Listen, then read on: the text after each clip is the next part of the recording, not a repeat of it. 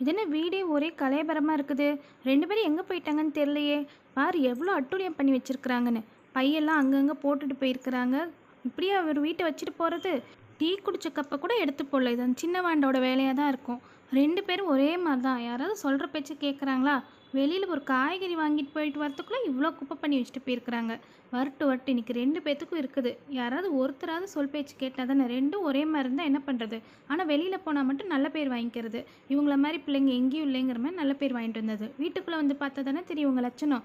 சரி, நம்ம முதல்ல இதெல்லாம் ஒதுங்கு பண்ணி வைப்போம். வரட்டும், அப்புறம் பேசிக்கலாம். சேரெல்லாம் ஃபஸ்ட்டு ஒதுங்கு பண்ணிடலாம். அந்த பேகெல்லாம் பாரு, படிக்கிற பிள்ளைங்களாட்டமாக போட்டு வச்சுருக்குறாங்க.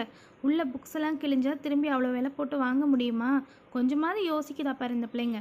2 பேரும் அப்படி தான். பேக் எடுத்து போகணுதா, டீக்கப்பு பேர் காஞ்சி போய் கிடக்குது. இதையும் தூக்கிட்டு போய் நான் தான் சிங்கில் போகணும். இதை எடுத்துகிட்டு போய் போடுறதுக்கு கூட முடியல இந்த சின்ன வாண்டால். ஸ்டூலெல்லாம் நகர்த்தி விட்டு இன்றைக்கி ஒரு தொடச்சாதான் வீடு வீடாக இருக்கும். கூடையெல்லாம் கூட அங்கங்கே வீசி வச்சுருக்கோங்க. ஒரு 2 பேரும் சண்டை போட்டிருக்கோங்கன்னு நினைக்கிறேன். தான் 2 பேர் கூட இப்படி கீழே விழுந்து கிடக்குது. மேக்கப் பண்ணுறாங்களே ஒழிய அதை ஒழுங்காக மெயின்டைன் பண்ண தெரியல. எல்லாத்தையும் நம்மளே பண்ண வேண்டியதாக இருக்குது. எத்தனை நாளைக்கு தான் நம்மளே பண்ண முடியும்? பெரிய பிள்ளைங்களாக ஆக அதுங்களே தெரிஞ்சுக்கணும். இன்னமும் அம்மா வேலை வாங்கிட்டே இருந்தால் எப்படி தான் முடியும்?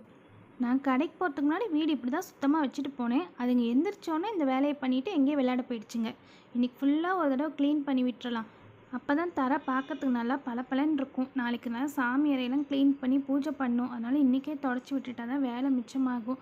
திரும்பவும் இந்த பிள்ளைங்க வந்து குப்பை எதுவும் போடட்டும், அப்புறம் பேசிக்கலாம். நம்ம வேலையை பார்ப்போம். வரட்டும், வந்தால் தான் தெரியும் எங்கே போயிருக்குதுங்கன்னு. இந்த பெரிய பிள்ளை வீட்டில் இருந்திருந்தால் அதை கூட கொஞ்சம் துடைக்க வச்சுருக்கலாம். எங்கே துடைக்க சொல்லுவாங்கன்னு தெரிஞ்சே ஓடியிருப்பான்னு நினைக்கிறேன். வரட்டும், என்ன தான் கதை சொல்கிறாங்கன்னு கேட்கலாம். நம்ம தொடச்சி இந்த வீடை சுத்தம் பண்ணுறது மட்டும்தான் நம்ம வேலை. மற்றபடி திருப்பி பார்த்தா இன்னும் 1 மணி நேரத்தில் அழுக்காக தான் கிடக்கும். ஆனால் இனிமேல் அப்படிலாம் விடவே கூடாது. ஒரு வழியாக ஹாலை நல்லா சுத்தம் பண்ணிட்டோம். இப்போ தான் பார்க்கறதுக்கு நல்லா பளபளன்னு இருக்குது. இதே மாதிரி நாளைக்கு வரைக்கும் இருந்தால் நல்லா தான் இருக்கும். நம்ம ஆசைப்படுறது தான் எங்கே நடக்க போகுது.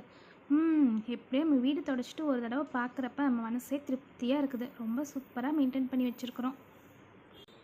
என்ன வீடெல்லாம் ஒரே ஈரமாக இருக்குது. அம்மா க்ளீன் பண்ணிட்டாங்க போல். ஐயோ, நம்ம அம்மா கடைக்கு போயிருந்தப்ப நானும் தங்கச்சியும் சேர்ந்து ஆட்டம் போட்டோமே, அதெல்லாம் தெரிஞ்சு போயிருக்குமா? நமக்கு அம்முன்னு இருப்போம். அம்மாட்ட எதுவுமே பேச வேணாம், அம்மாவே கேட்டால் பார்த்துக்கலாம். அம்மா சூப்பர்மா, வீடு பளபளன்னு இருக்குதும்மா. எல்லாம் உங்கள் கைவண்ணம் தான்மா. ஆமாடி, ஆமாம் சொல்லுவேன். நீயும் பவியும் தானே சேர்ந்து எல்லாம் அட்டகாசம் பண்ணி வச்சது. வீடு ஃபுல்லாக பொருளை இறச்சி போட்டு வச்சுருக்குறீங்க. இப்படியா பண்ணுவீங்க 2 பேர் சேர்ந்துக்கிட்டு? பொறுப்பாக ஒரு வேலை செய்யலைன்னா கூட பரவாயில்ல, இந்த மாதிரி வேலை வாங்காமையாவது இருக்கலாம்ல. கடைக்கு போயிட்டு வந்து பார்த்தா வீடே இனிமேல் திருடம் பூந்த மாதிரி பண்ணி வச்சுருக்கிறீங்க. அங்கங்கே பொருளை வீசிட்டு நீங்கள் பாட்டு கதவை திறந்து போட்டு விளையாட போயிட்டீங்களா? ஐயையோ, அம்மா ரொம்ப திட்டுறாங்களே, எப்படியாவது கண்ட்ரோல் பண்ணுமே. அம்மா எனக்கு படிக்கிற வேலை இருக்குமா, நான் படிக்கட்டுமா? ஆமாம், நல்லா வந்து சொல்லு. படிக்கிற வேலை இருக்குது. நீ ஏன் அது முன்னையே படிக்க வேண்டியது தானே? எங்கே விளையாட போனேன்? வடிச்சிட்டு போக வேண்டியது தானே? அம்மா இல்லைம்மா, எனக்கு இப்போ தான் ஞாபகம் வந்தது. நான் படிக்கட்டுமாம்மா? ரொம்ப நல்ல பிள்ளையாட்ட கேட்காத, போய் உட்காந்து படிப்போ.